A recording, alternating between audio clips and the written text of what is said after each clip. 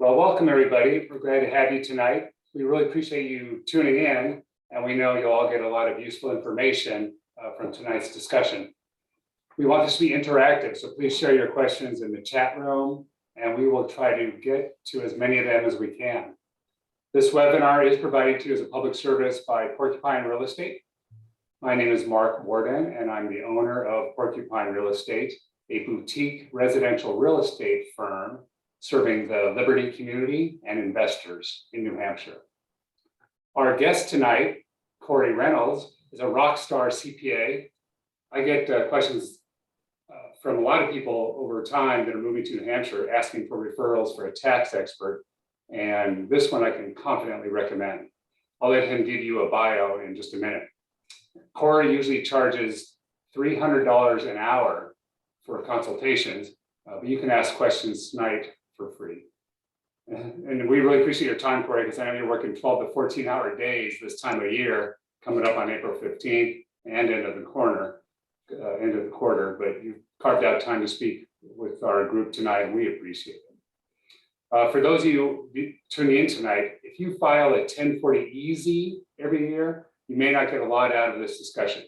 But if you itemize or are self-employed, or if you own rental real estate, or maybe you're trading in cryptocurrencies, we've got some good nuggets for you.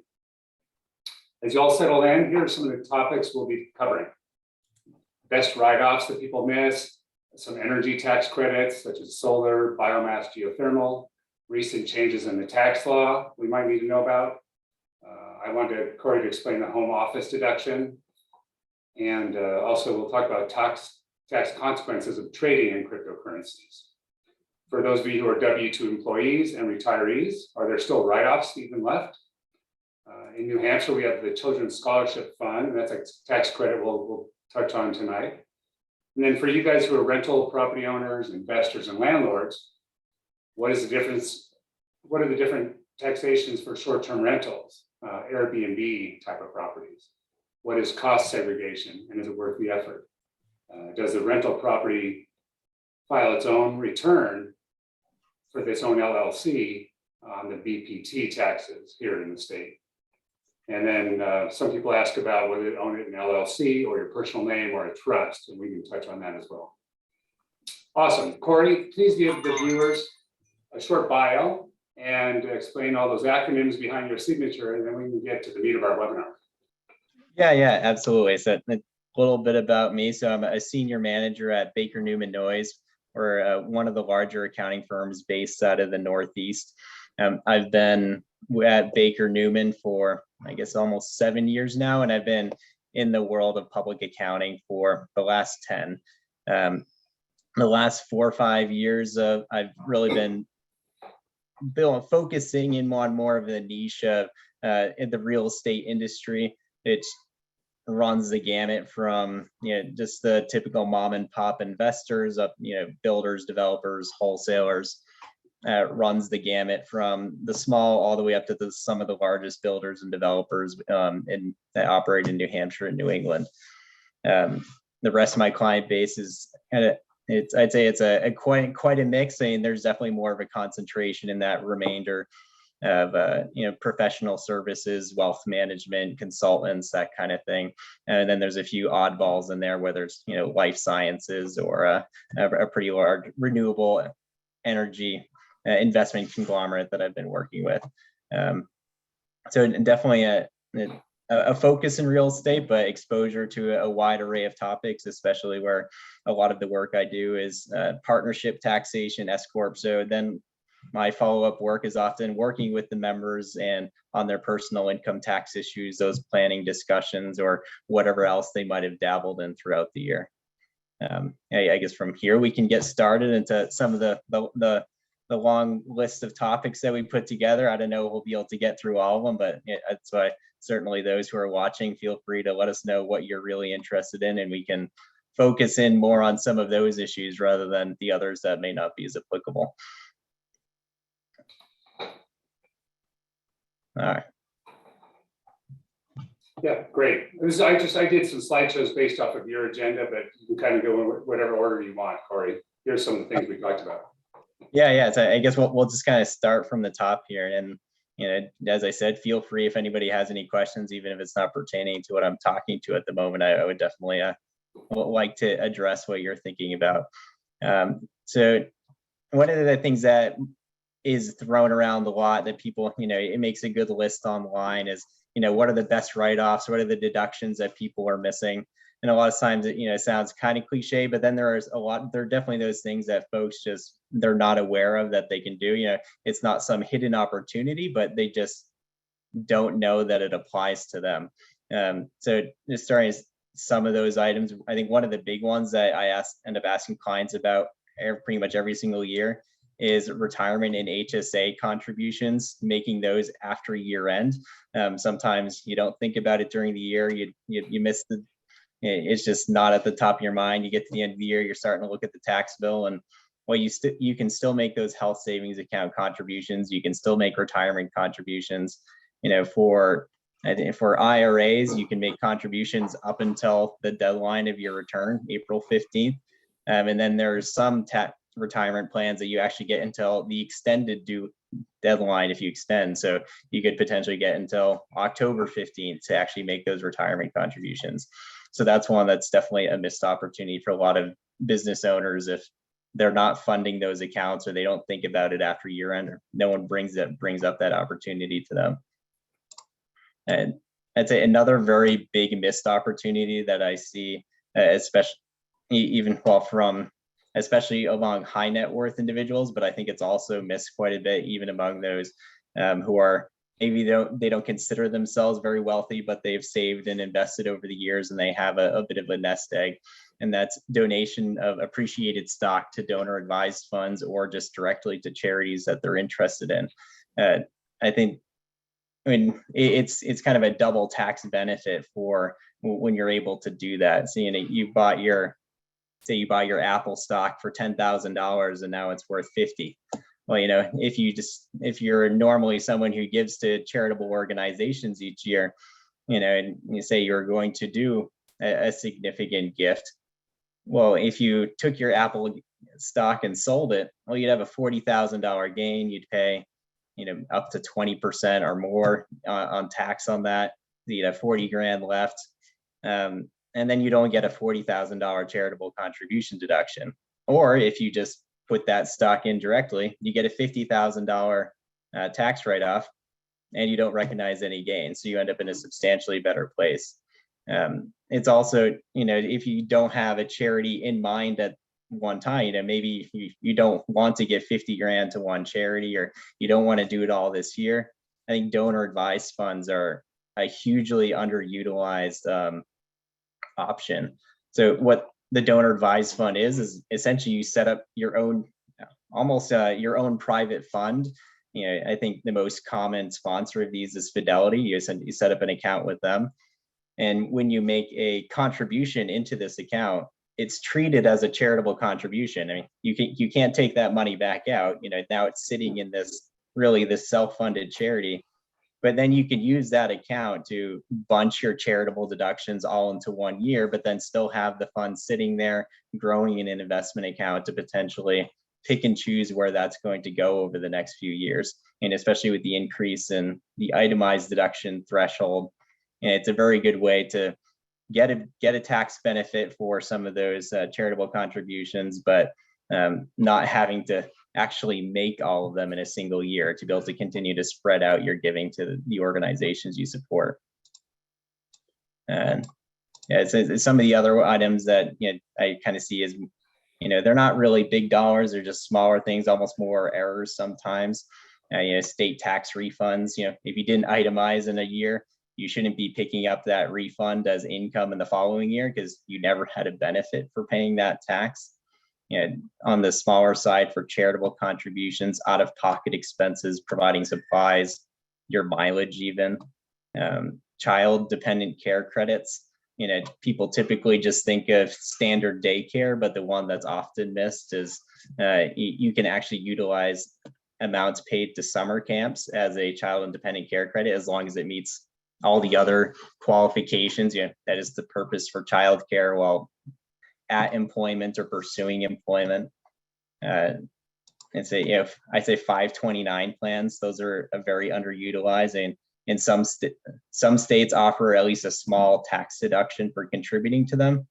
And of course, that money grows tax-free while it's in the plan, and the uses for it is much more flexible than they used to be. It used to be that the 529 plan was just, okay, tax-free growth for going to college. But now that's been opened up, that those 529 accounts, you can use them for any K through 12 private education. So it's definitely very flexible, very, if you have kids, you effectively always have access to that money if you're then funding their private education. For those kind of on the back end of their careers, they're doing some consulting jobs, or they've always been self-employed. A big one that I see missed is Medicare premiums. Typically Medicare premiums are treated as an health insurance expense, which for most folks, that's as any health insurance cost paid out of pocket. There's this big threshold on the itemized deduction side of things, so they never get any benefit. But if you're self-employed, now your Medicare premiums are a self-employed health insurance deduction, so it's just a reduction in your ordinary income. It's at least a handful of items there tend to be the larger things missed on like the personal deduction side. Some of the opportunities, especially for those who are not, for those who are not self-employed or have some kind of business, that they can take advantage of some of the other aspects of the tax code. I think I'll pause there for a second to see if there's anything that piqued anybody's interest. They haven't want to ask any questions or talk about anything. All right. Mark, did you have something? It looks like you're muted. I could see your lips moving. No, and there's nothing in the chat room right now, so go ahead. Thank you. Okay, yeah. And just going right down the list here. So energy tax credits. So this is one that, I think people are just often not aware how significant that these can be, especially for a lot of projects that folks are already doing when they're either updating their homes or kind of adding these solar systems, or in some cases just updating their heating systems. So right now there's a 26% tax credit, so dollar for dollar reduction in your tax liability on solar, biomass, and geothermal installation. So solar, that's pretty clear. We all know what that is. Geothermal, I mean, that's not too heavily utilized. I think the costs of doing it after the house is already built kind of chases a lot of people away from that. But the other one, this was just introduced this past year, and this is actually pretty big for the Northeast, is biomass. So if you're installing a wood stove or a pellet stove that meets certain qualifications, maybe you're just replacing it anyways. Now there's a 26% tax credit that's available for that type of installation, which includes the equipment, any install labor that's paid, on some of these other, for solar, geothermal, grid hookup costs. So it can definitely be a pretty significant credit. On solar installations, it's pretty common that this will be a $10,000–$15,000 tax credit depending on the size of the installation. That's good to know about those wood stoves, because we have a lot of customers looking at those all the time, and some of them are going to do it anyway. And if they can get tax credit with it, why not? It's a double bonus. Yeah, exactly. Up here in the Northeast, it's definitely a very big bonus. I will admit, anecdotally, I bought a pellet stove. I think it was like 4 years ago now, and then as soon as this credit came out, I was looking, and pretty mysteriously, the prices were up right about 25%. So it's kind of funny how that works. But it's I don't know if all manufacturers had the same type of approach, but even then, you can at least offset a good chunk of that cost with this credit. So it's definitely something to look at. And another one that you see come up, but I think it's often missed, is home EV charging. When you have you buy an electric car and you're putting in an installation at home, there's a 30% credit for up to $1,000 of the costs that you incur to put in that installation. which and depending on how things are set up, that could cover a pretty good chunk of the cost. And I think on the other side, if you have a business, you know, especially if it's some kind of retail or office or other, you know, where you're providing, you know, if there's parking or other things for your employees or for your customers, you know, there's also a mirror credit for commercial applications, but the limit is $30,000 per location. So it's, you know, it's the same 30% credit, but a pretty significant tax incentive on those types of installations. Looking at, it's kind of next on Mark's list here. Yeah, so home office deductions.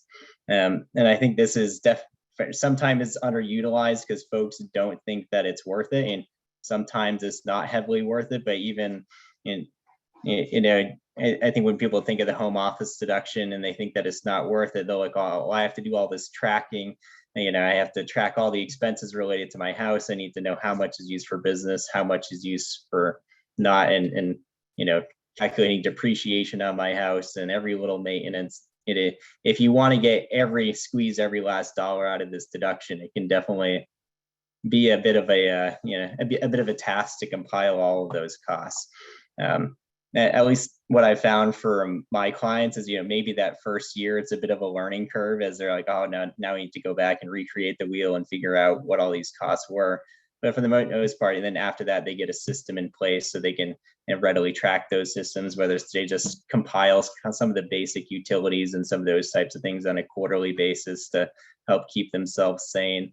But it's definitely a very beneficial expense, in that you can potentially, as a business owner, take a deduction of almost every little expense that you incur for maintaining or the upkeep of your home. You know, it's not just your utilities, taxes, insurance, but, you know, think of things like maintenance on your home. You replace your HVAC system and you have a 10% of your place as a home office. Well, you know, now potentially 10% of that HVAC system is a tax deduction, or at least a depreciable tax item.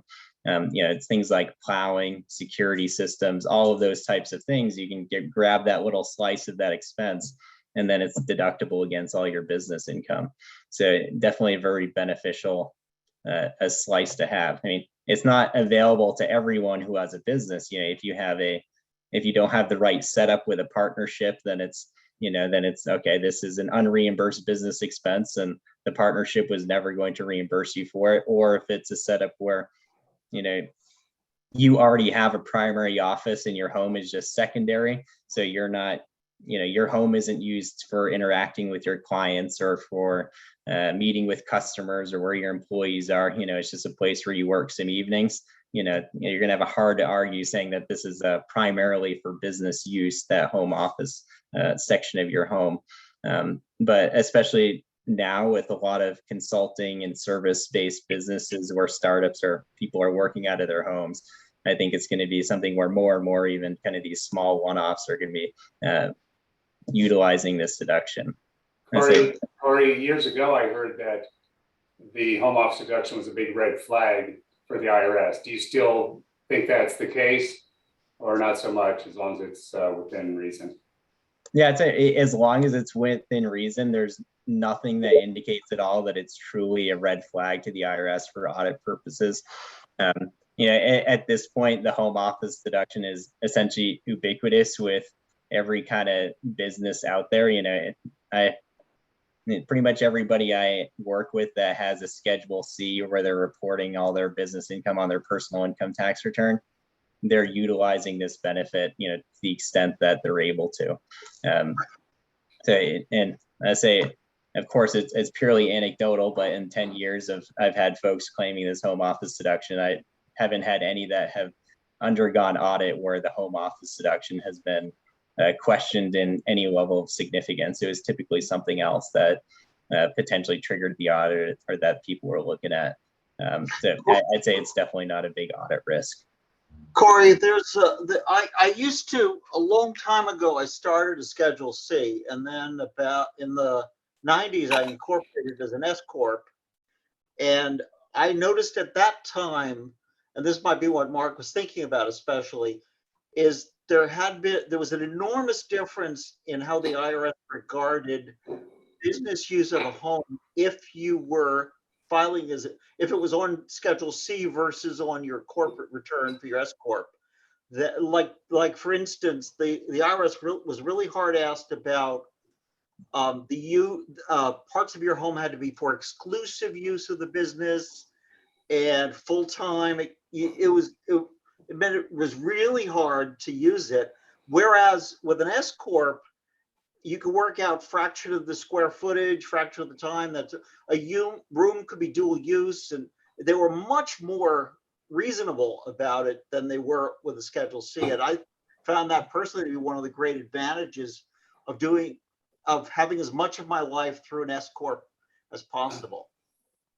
Yeah, and I think there's definitely and I always have the conversation with my clients. And one of the things you just said, is this exclusively used for business? Is if it's something where it's like, well, sometimes I sit in my desk in the corner of my living room and I work a couple hours a week. You really don't want to be claiming something like that, because it's not going to be any kind of it's not going to pass any sniff test by the IRS, because their rules are pretty clear that it's exclusively for business use. So where I see that it coming most often into play is someone has a second bedroom, or a spare bedroom that is just used, this is their home office setup and that's that. It becomes very clear. When it's a mixed part of the house, or they have other places where they operate much of their business, it becomes much more messy. But to your point, the S corp can certainly help clear it up, where you have, the S corp is paying maybe a portion of rent for use of the house, and that's it. Then it's pretty clear. And the other piece related to that is with why is it beneficial to be an S corp versus Schedule C? Was is this a hobby or a business? Schedule C, they're really tough on showing adequate evidence it's a business, not a hobby. Like, you can't keep losing money, but a corporation can keep losing money as long as it wants to, more or less. Yeah, it really depends on the operation. I do have one client that they actually operate a horse racing business through an S corp for some reason, or I don't know how they ended up on that structure. But we still have very much the same considerations on those hobby losses, because you need to be careful that your S corp is indeed treated as a separate corporation from yourself. If you start to blur those lines, you can really get yourself into trouble as to what you actually have and what the IRS is going to treat it as. Yeah, sure. All right, good questions. Let's keep moving on. We have a lot of slides to cover, a lot of topics. With W-2 employees, is there anything they can do, or should everybody just get a side hustle so they can itemize? And that's starting to be what it feels like. And I'd say for a lot of W-2 employees, with the current tax code, with where the itemized deductions are. So if you're married filing jointly, that standard deduction is up to $25,100. Especially with the limitation on state and local taxes at $10,000. So then you're looking at, your medical expenses. So that's an option, but not too many people are ever itemizing their medical expenses because they just don't have enough of them. There's a 7.5. You need to get the first dollar of medical expenses you don't start to benefit for as an itemized deduction until it's over 7.5% of your income. So that can be a pretty substantial number. So the only time I ever actually see someone benefit from that typically is like rehab or assisted living, like those types of very expensive programs. So really then you're onto your charitable contributions. That's essentially and your mortgage interest, really the only ways that you're going to get over the limits. But with interest rates so low, a lot of people aren't hitting that anymore either. And then you're capped at 10 grand for the state and local. So really, I'd say a very large majority of my clients now end up using that $25,000 standard deduction, even if they're very well off and have a lot going on. If their mortgage has been paid off, or they don't have a year that they're particularly charitable, then there just isn't much opportunity there. And outside of some of the things we already discussed that are available to everybody, like some of the tax credits that are out there, and there's not, I'd say the biggest thing that W-2 employees can do as far as being able to itemize or not itemize is really the bunching of charitable contributions is probably the most flexible way for them to do that, which would be, piling, several years of charitable contributions into a single year to get yourself over the threshold to actually benefit from a tax perspective on that.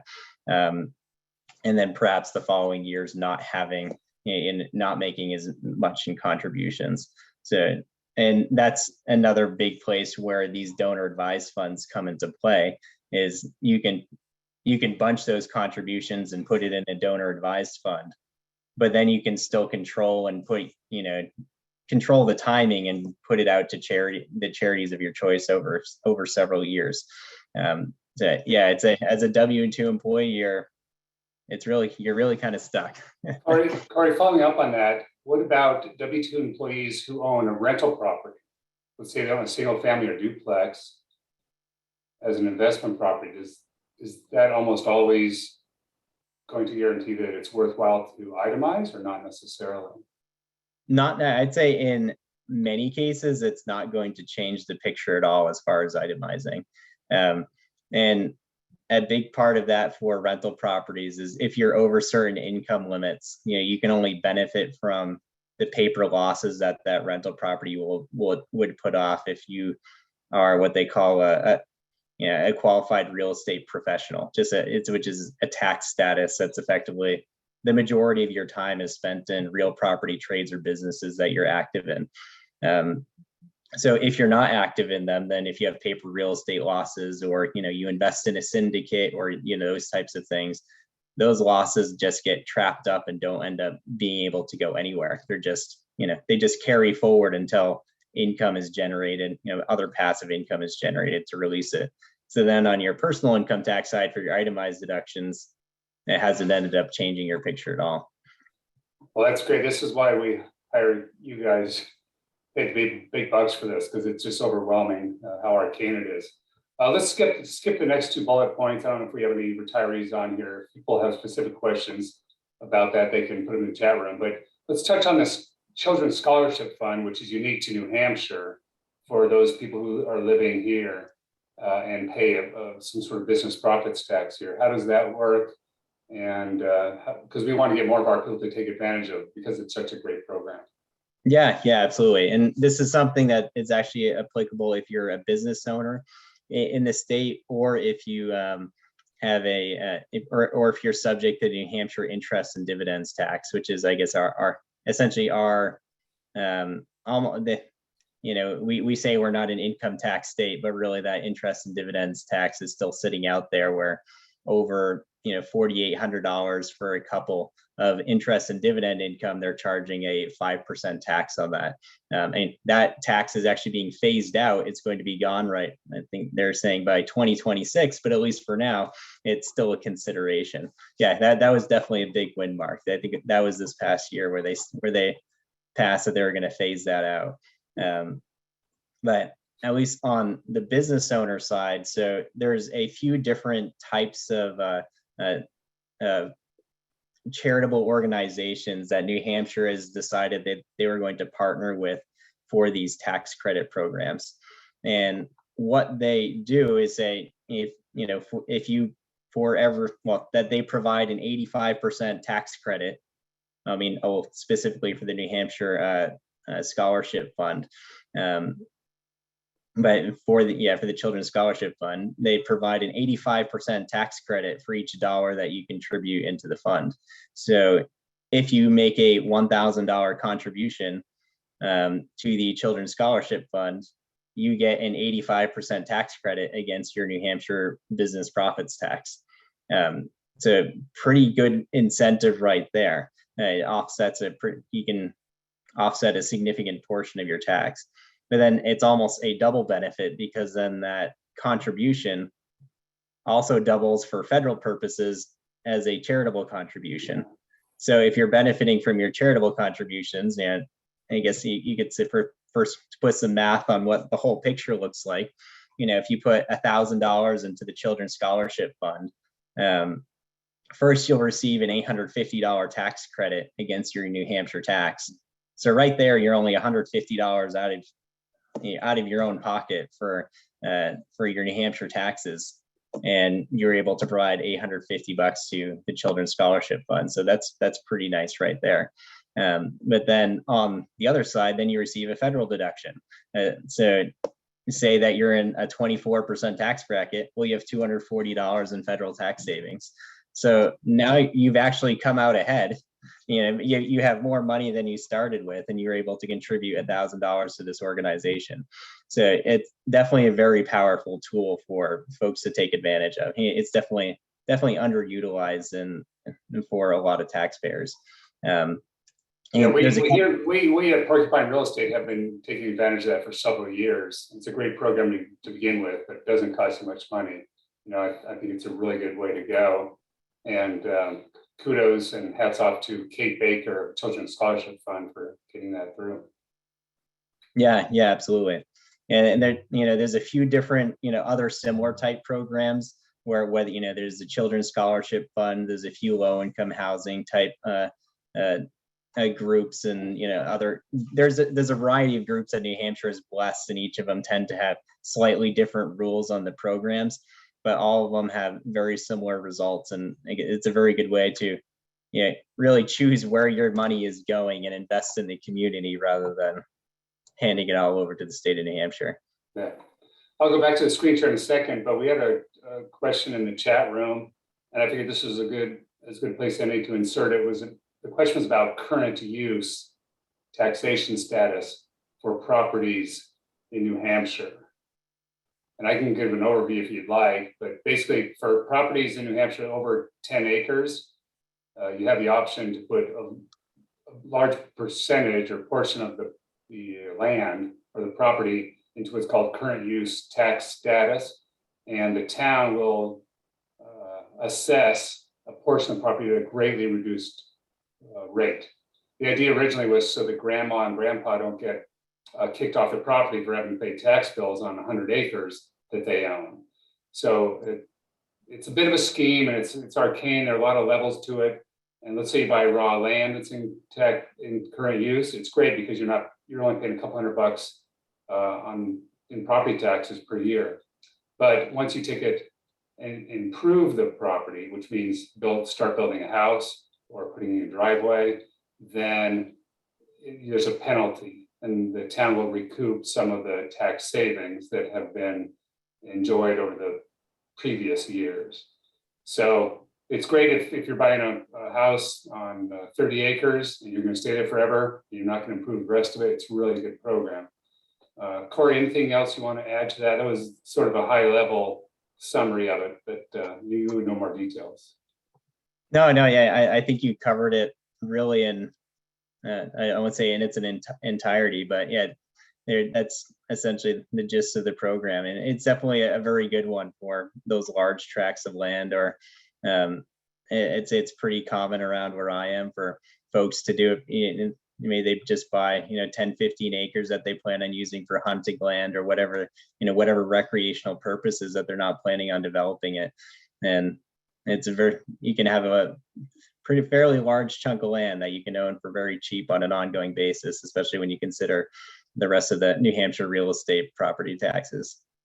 Looks like Matt has a follow-up question. Yeah, just is there any trade-off in terms of what you're allowed to do with whatever's in current use? Like, can strangers just come on your land or willy-nilly, or are there restrictions other than whatever zoning things, or is it purely just a financial tax There aren't rate? that many limitations. You're allowed to have agriculture on it. So you could, let's say you have a parcel of 22 acres with a house on it. The house and driveway are on 2 acres. So that's all taxed at the normal assessed rate for that town. But the other 20 acres are at a much, much lower rate. Well, you can have agriculture on there, gardens, farm type stuff, animals, and even if that's a business type, you won't be taxed on it. And you do not have to allow people onto your property.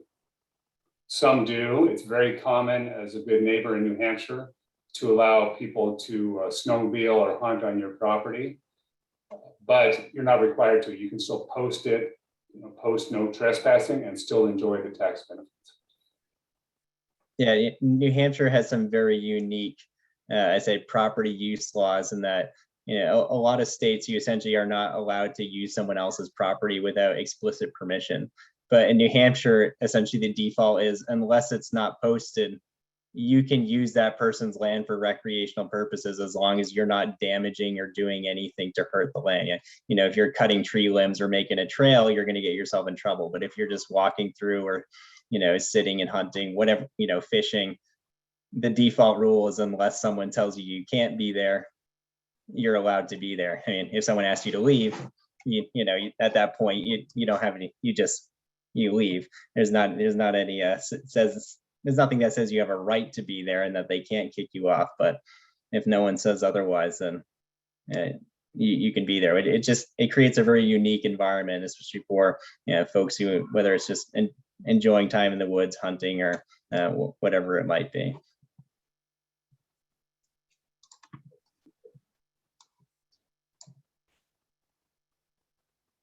I see Mark pulled the slides back up here. Yeah, you can touch briefly on the recent tax law changes.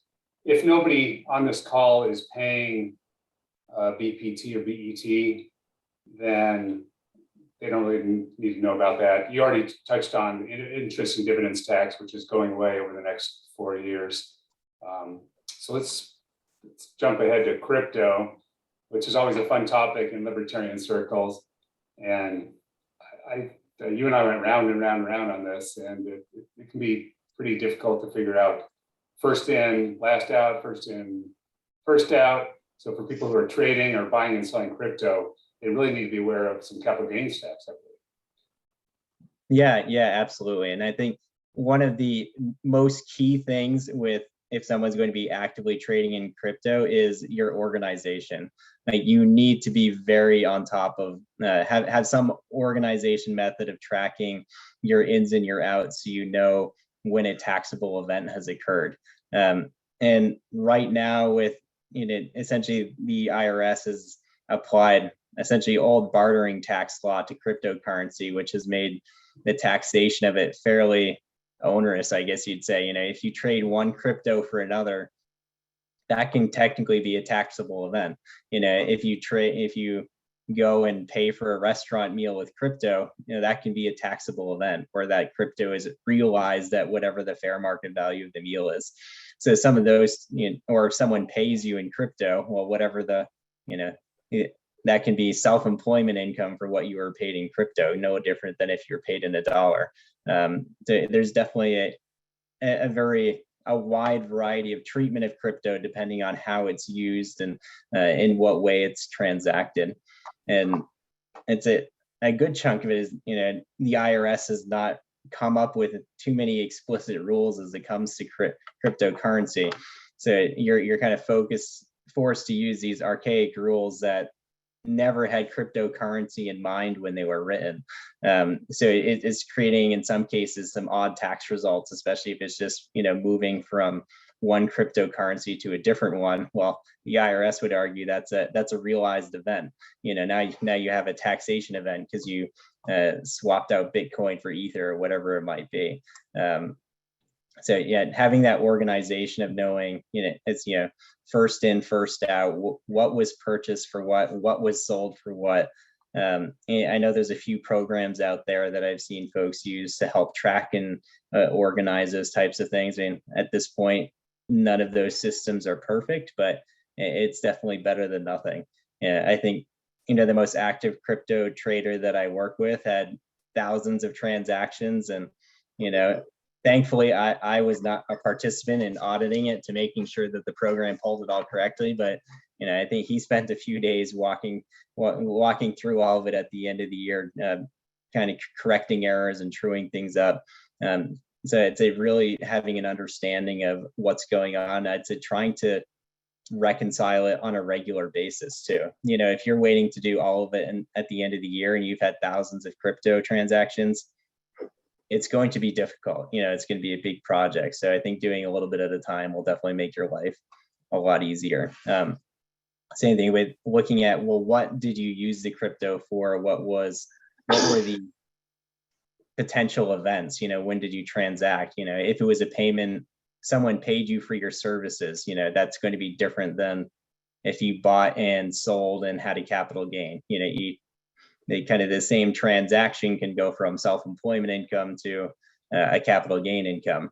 So it definitely, there's a lot of oddities here. It's in, some of the other things, mining and staking.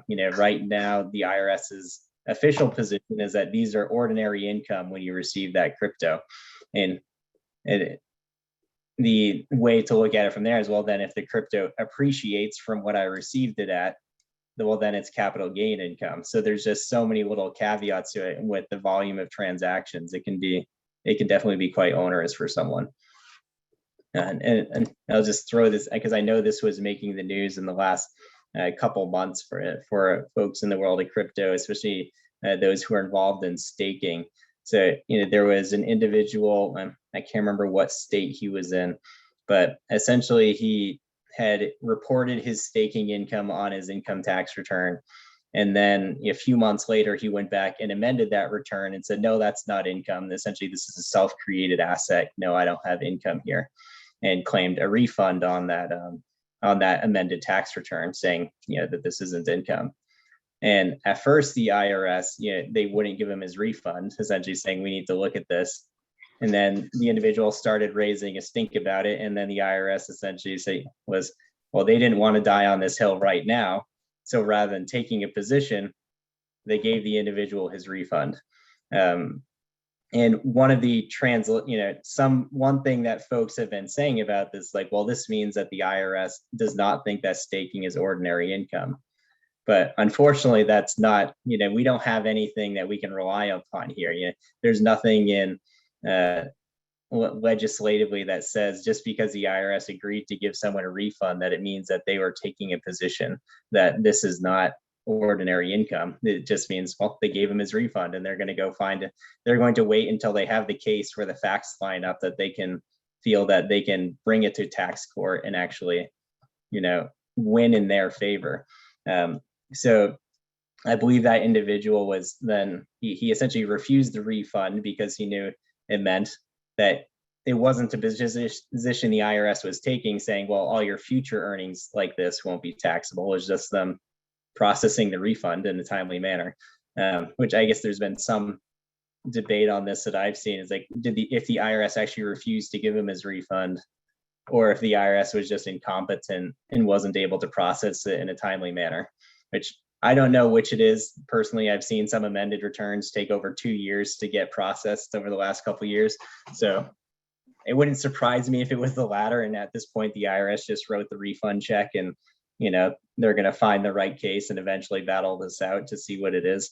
But I know that individual then brought a case against the IRS to fight about this because they want it to become a position. So at this point, we're going to see where it ends up. But until that happens, as far as the IRS is concerned, staking is still ordinary income. So I think it's just something that everybody's got to keep an eye on. On the judicial side of things, and really as far as everything else is crypto goes, especially with some of the reporting requirements that have been introduced or not getting, or some some not really going anywhere in a lot of cases, but there's going to be a lot of legislative development here to keep our eyes on. And I think the takeaway here is if people are involved in trading crypto or have some serious capital gains, they really need to talk with their tax advisor early in the game, because there are a lot of consequences that most people are not going to know about. Most laymen certainly are not going to understand. And we don't need to go into detail on this, but we've had a lot of questions at Liberty Forum and other venues among us libertarians talking about real estate and crypto. And that has to do with the economic opportunity zones. And this is a tax opportunity that's in the tax law passed in 2017, where you can sell any asset, could be stocks, equities, or cryptocurrency, and defer the capital gains on that if you reinvest those funds into buying a business or real estate that you then improve. And the real estate has to be located in a certain so-called opportunity zone. So if any of our viewers are involved in that, where you might have a significant capital gains liability coming up, if you want to sell, now that crypto is up back up to 40,000, you guys are considering that, give me a call, or Corey and I and you can talk offline. We don't need to get into it right now, but remember that is a good opportunity for people to defer and in some cases eliminate some of the capital gains on those investments. All right, let's go to the next screen. Corey, see what it says here.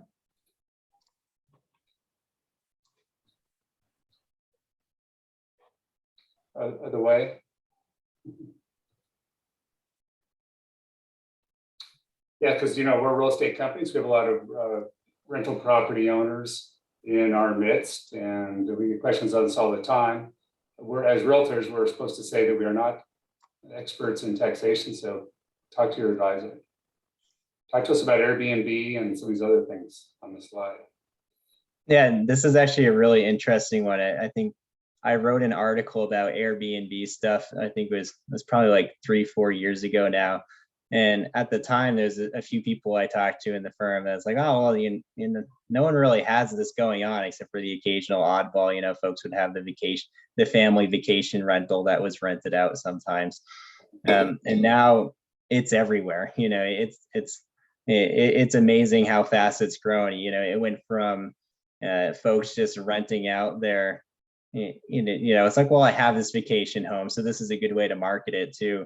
There's now an incredible number of investors that are buying properties specifically to use for Airbnb, VRBO type investments, which in some cases, the cash flows are pretty incredible on some of these.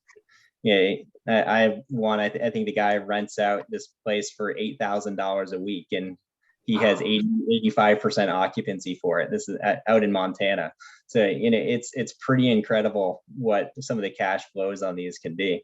And of course, they're much more expensive to run than a standard rental, but, there's certainly a pretty big appeal to them, especially if you get the operational side down, you can have pretty substantial returns. But of course, with all of that comes a lot of income tax issues and concerns. And this first and foremost, this I think this used to be more of a problem when people were splitting their personal and business use, but now I think more and more people are buying these properties just for investment use, to use as short-term rentals. But one of those big pieces is the personal versus business expense. When you have these short-term rental vacation home type properties, that's one of the first things if the IRS looks at is going to be, how much did you use it personally? How much did you use it for business?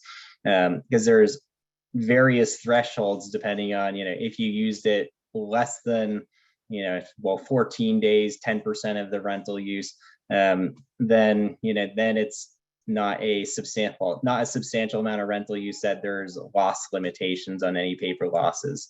Once you get over a certain threshold, now there's loss limitations, and essentially those losses are considered vacation home losses, and essentially they're locked up and lost forever. So there's different thresholds there to be aware of if you buy a property for this use, and especially if you want to make sure that you maintain any of the tax benefits and paper losses and carry forwards. Also with that comes different ways of allocating your expenses between personal and business use. So definitely just some things to talk through with whoever you're working with on how much you're using the property, and the nature of how much it's rented out, just to make sure you're getting all that information correct and not missing any opportunities because you use the property for 15 days in a year instead of the 14 you were originally planning on. Making sure that you're kind of sticking with the tax plan there. I'd say one of the other big considerations with short-term rentals that I see argued quite a bit among professionals is the potential for it to be self-employment income. When you think of self-employment tax being, if your income is less than about 150,000, that's 15.3% a hit on self-employment tax on top of ordinary tax rates. So it's definitely not an insignificant amount. on the higher income levels, it's still, it can still be up to 3.8%. So it's not an insignificant hit.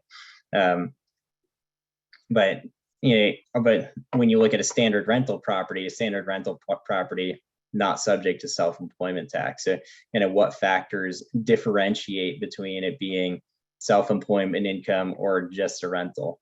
I have clients where we take where they have different properties, Airbnb type properties, where we take different positions because of how they manage them and what kind of services they provide. And the literature isn't exact on the IRS and their guidance on it, but when it's all facts and circumstances. And one of the biggest things that's considered is the level of services that's provided to those who are staying at the property. Is this more akin to a hotel room and you're providing them with with all sorts of amenities? You have a maid coming in a few times during their stay, those types of things where it truly is a hotel-like experience? Or is this just, here's a place for you to stay. After you leave, someone comes and cleans it up, so they're not provided any services. So you really need to look at what you're providing for the folks who are staying. And, maybe, you are planning on providing closer to a bed and breakfast type experience, but, maybe that self-employment tax isn't worth it to you. You're just like, oh, I'm just going to go for more of the hotel room type approach. Well, sorry, not hotel room, but just this is a place to sleep and that's all the services I'm providing you.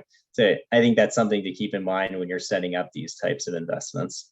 That's all good advice. As much as we libertarians would like to get rid of taxation altogether and abolish IRS, I don't think that's happening anytime soon. So you're assured of job security for a long time. Yeah, they just make it more complex. So let's skip cost segregation. Just quickly, I put BET and BPT returns here, and that refers to a rental property because you're the first accountant I've had in the 14 years I've been in New Hampshire that told me that a rental property, for example, let's say it could be a single family house or a duplex owned by somebody, whether it's an LLC or a different name, that property could have to file its own tax return if it meets a certain threshold of income. Can you kind of go over that briefly for us? Yeah. New Hampshire is a very unique state as far as our business taxation goes. For a lot of states, they follow the federal approach where if you have an LLC that's wholly owned by you, it's a disregarded entity for federal tax purposes and for the purposes of a lot of states. So it's just rolled all in with your personal income tax picture. New Hampshire, I'd say, treats LLCs more like corporate entities, even though they're disregarded for federal purposes. So if you have a rental property, that rental property itself may have to, if it's over the thresholds, will have, and it's in a even if it's just owned by you directly, it's a business you're operating in New Hampshire, but same if it's in an LLC, has a separate business tax filing requirement within the state. So what is kind of unique about the LLCs is, if you operate wholly in New Hampshire and say you're an individual who has 5 LLCs that are wholly owned by you, essentially each of those LLCs will file potentially a separate New Hampshire business tax return. But I think the other benefit there is, say these are single family, it's relatively small multifamily rentals. If they're under the filing thresholds and you've split them up and now you have each of these separate rental properties, well, each of them have those thresholds applied at each LLC level. So right now, for 2021, if a business had under $50,000 in gross receipts, they were not required to file a New Hampshire business profits return. In 2022, that's going up to 92,000. So they're kind of helping to make it a little bit even easier for the smaller businesses. Well, let me point something out there. First of all, some of you guys know I'm in the legislature, and the Republicans have done a good job at raising these minimum thresholds. So what he's talking about is if you own a single family house that rents out for $2,000 a month, well, that's only $24,000 a year in gross receipts. So you're way under that threshold. And correct me if I'm wrong, Corey, maybe you own a duplex that has 2 units, $1,600 a side, 3,200 a month, whatever that is, it's under 40,000, again, under the threshold. So it's not really going to apply to most of our properties, thankfully. And Yeah. thank goodness the legislature raised the threshold on that. Yeah, and say, taking your example there, yeah, say that you have that duplex in the single family and you own them in the same LLC. Well, now together, they are over what, the 2021 $50,000 threshold. So that entity would have a New Hampshire business profits filing requirement. I mean, there's other ways that they wouldn't end up filing tax and paying tax, but it still creates a headache that you have this extra tax return. But then Well, having that's a pain in the ass, but luckily in New Hampshire, it's very easy to set up an LLC. It only Yeah. costs you, $150 or something. Yeah, and then if you separate it into those two separate LLCs, well, each of those LLCs is under the filing threshold, so you don't have to file anything. So it definitely creates an opportunity to split really limit your New Hampshire tax exposure. And there's definitely some limitations there where if you operate businesses inside and outside of New Hampshire, and you have control over all of them, it can trigger a New Hampshire combined filing, and then all of your business entities that fall into this New Hampshire combined filing end up being, pulled into this New Hampshire tax return. So, it's not widely applicable. You couldn't do this and invest all over the country and still be able to benefit from this. But if for those who are investing just in the state, it's definitely a good opportunity. And I have a handful of clients that have taken full advantage of it, to say the least, where they have 30, 40 properties that are all under the filing thresholds. So the takeaway there is to always check with your tax advisor and your legal advisor when deciding how to invest these investment properties that you're buying. Let's open up to questions right here. Earlier in the chat room, Matt asked about DAOs, which are decentralized autonomous organizations. I think that's a crypto term. Matt, you want to clarify specifically what you're asking there, and we'll see if Corey is familiar with it. So I know the governor of New Hampshire is currently got some kind of commission on broadly making New Hampshire more friendly. Yes. So maybe it's premature, but DAOs are a different kind of organizational structure. I think I suspect, Corey, from an accounting and legal point of view, they still fit into LLC, S Corp, C Corp, but I'm not sure. And the point of them, many of them, they're anonymous, many of them. The biggest one is Uniswap. I mean, they're multi-billions these days. So it is crypto, but it's also organization. And so for entrepreneurs, like library, for example, may not be structured this way, but they might at some point. And a bunch of traditional corps are going the DAO route. And I'm wondering if you could comment just what that means for entrepreneurs thinking about this in New Hampshire.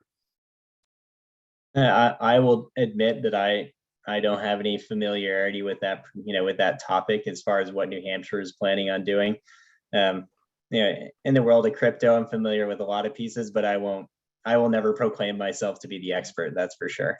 Yeah, but that's something, now that being introduced to it, I think I'm definitely going to look into it and see what I can learn. And see how that applies to New Hampshire.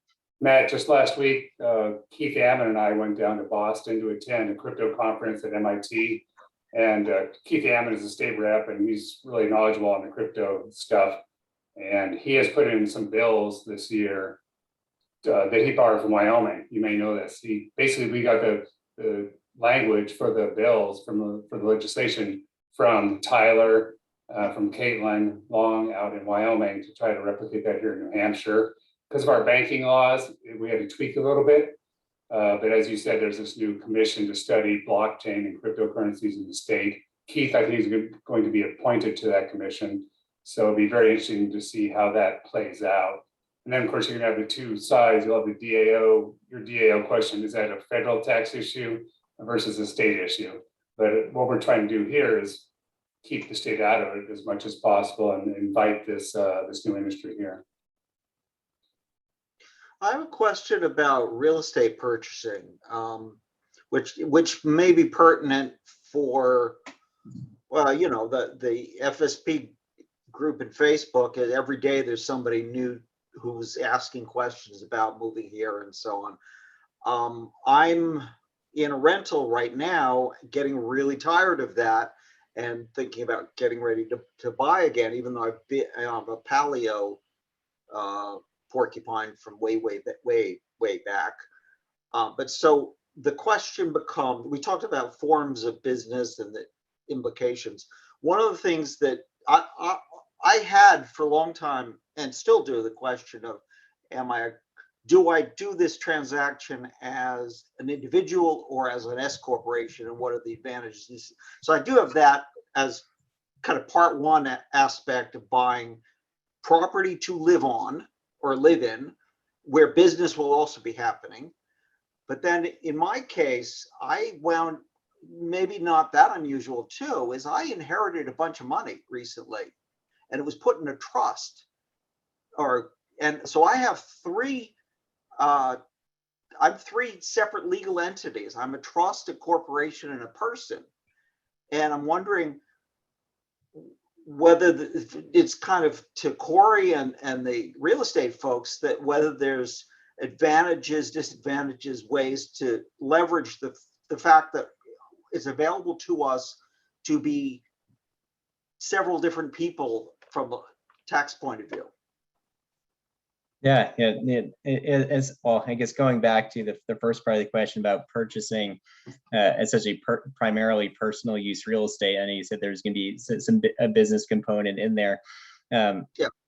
But typically in that case, no matter how it's held, if it's held in an LLC or if it's held in an S corp or in any other manner, the end tax result is going to be pretty similar. So it ends up being more of a legal question of who the owner is and the liability concerns. Because if you look, if it's held in a LLC, it's for federal tax purposes, it's disregarded. So it's not, essentially doesn't change anything in the picture.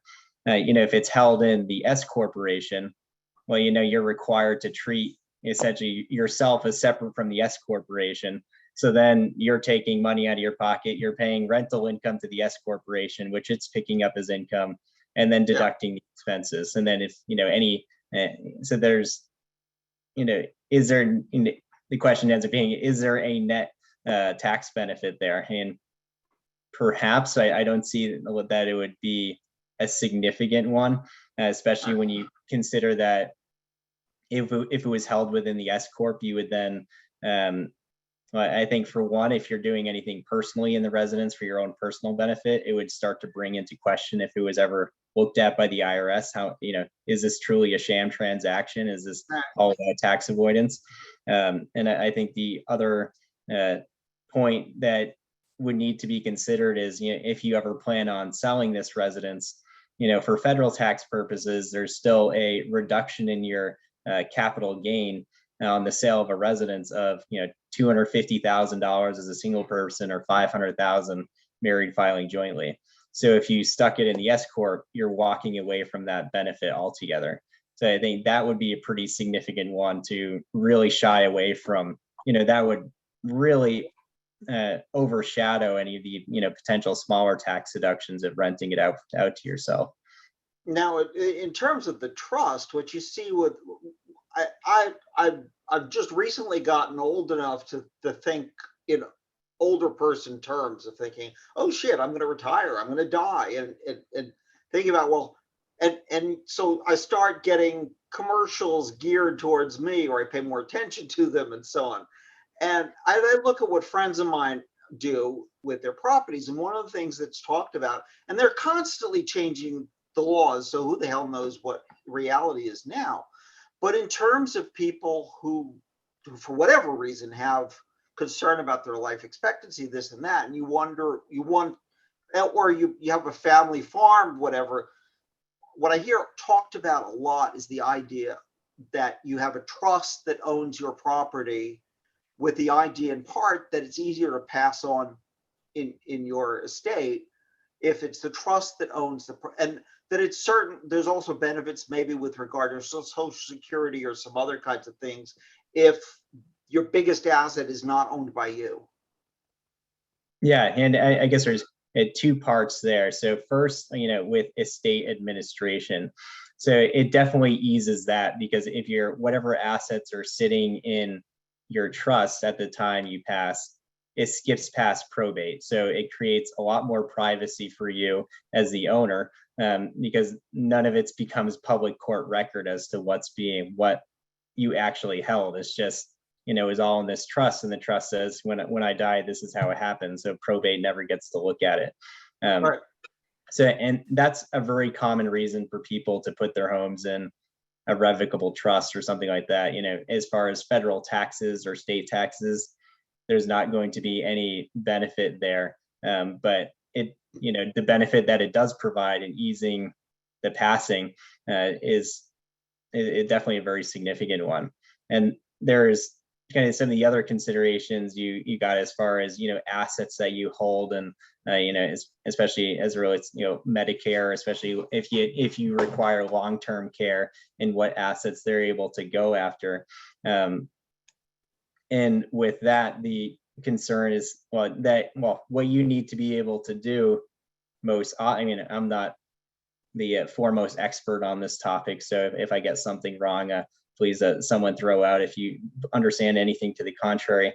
But if you remove that asset from your estate, that is how you're able to remove it, which means that you're putting it into a trust that you don't control, and you don't have the ability to take that asset back out. So typically it's under the control of a trustee.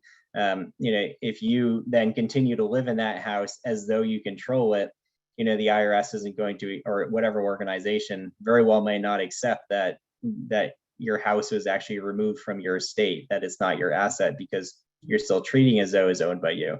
So a common way is that, I'm gifting my house to this trust, and now I'm going to pay fair market value, or I'm going to, I'm selling my house to the trust, and the trust has other assets that are generating cash to slowly pay off this mortgage, or at minimal interest rates. So there's different ways to structure it, where essentially you remove the house from your estate, and then it's outside of the picture for long-term care considerations is definitely the biggest one, or other income-based aid. Hey, David and folks, I went through this a few years back when my dad died out in Arizona.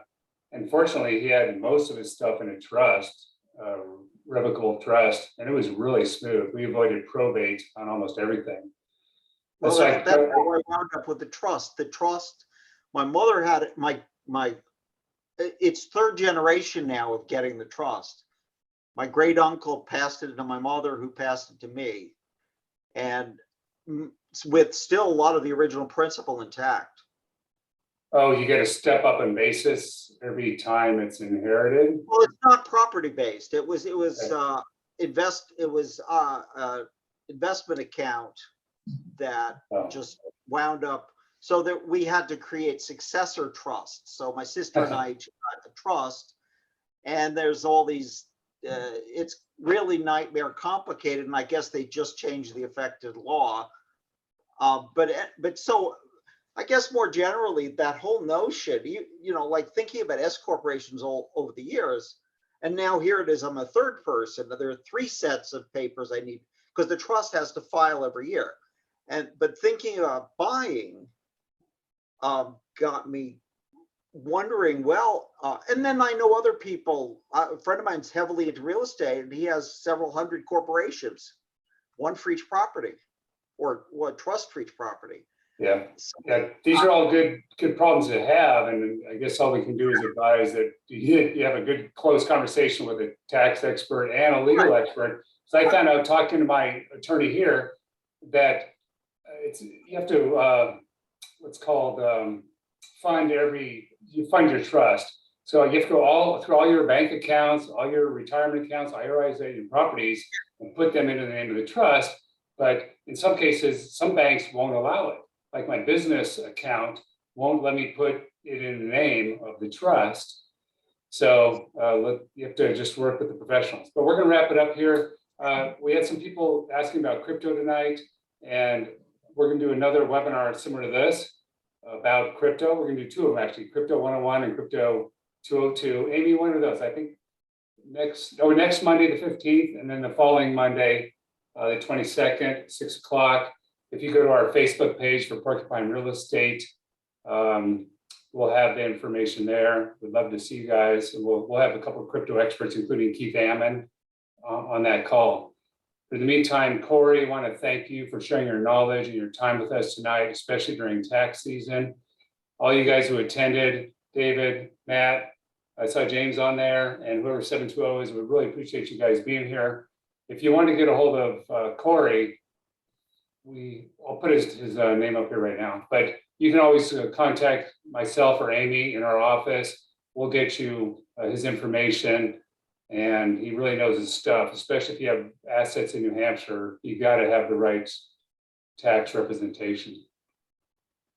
So again, thank you all for attending. We really appreciate your time. Corey, special thanks to you. And Oh, yeah, thanks for having me. yeah, it's been great.